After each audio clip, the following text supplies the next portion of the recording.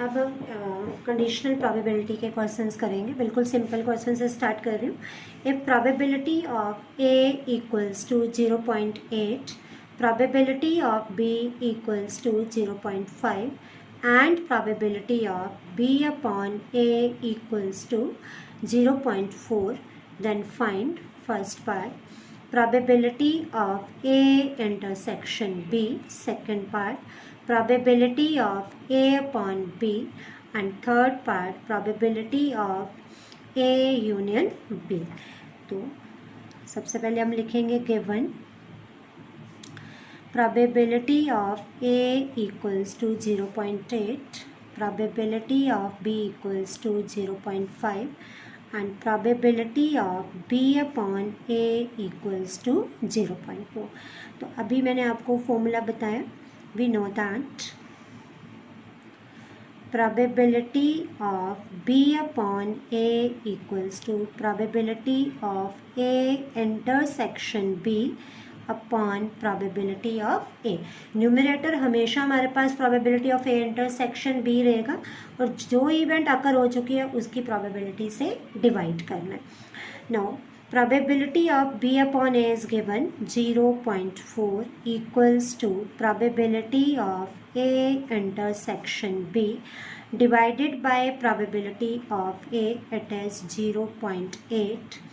It implies 0.4 into 0.8 equals to probability of A intersection B, or it is 0.32 equals to probability of A intersection B।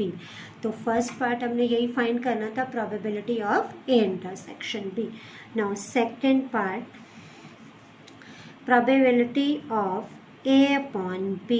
तो अभी बताया मैंने आपको numerator is always A intersection B, now divided by probability of B. तो A intersection B is 0.32 divided by probability of B, it is 0.5। So we have probability of A upon B equals to 32 by 100 into 5 by 10 cancel, so it is 16 by 25। now third part हमने find करना था probability of A union B। तो ये formula भी पता है हमें, probability of A plus probability of B minus probability of A intersection B। now probability of A is given 0.8 plus 0.5 minus 0.32, so it is 0.8 plus 0.5 means 1.3 minus 0.32, so it is 0.98। तो basic हमने वही formula apply करा है conditional probability का। Now next evaluate probability of A union B if twice of probability of A equals to probability of B equals to 5 by 13 and second condition दे रखी है probability of A upon B equals to 2 by 5। so given twice of probability of A equals to probability of B equals to 5 by 13 and probability of A upon B equals to 2 by 5। now let probability of B equals to small p। हमने probability of B को ले लिया small p, तो हमें condition दे रखी है probability of B equals to twice of probability of A। it implies probability of B कितना था, P equals to twice of probability of A, और P upon 2 equals to probability of A। और P की value कितनी थी, probability of P की 5 by 13. Therefore, probability of A equals to 5/26 और B की तो हमें दे ही रखी थी probability 5/13 and probability of A upon B equals to 2/5. तो इसका फॉर्मूला भी हमें पता है, probability of A intersection B divided by probability of B equals to 2/5. It implies probability of A intersection B equals to 2/5 into probability of B.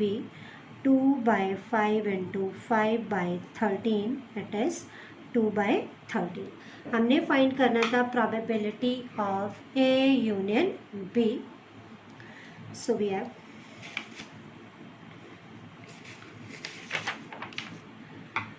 now probability of A union B equals to probability of A plus probability of B minus probability of A intersection B. Now probability of A is 5/26 plus 5/13 minus 2/13. So we have 5/26 plus 3/13. LCM is 26. 5 plus 6 means 11/26. तो ये तो वो वाले question थे जिसमें हमें numerical value given थी. अब हमने केस खुद बनाने.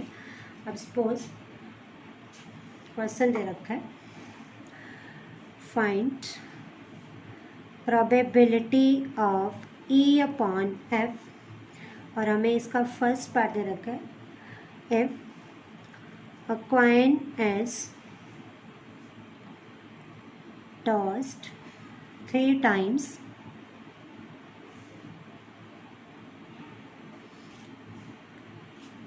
where E is the event head on third toss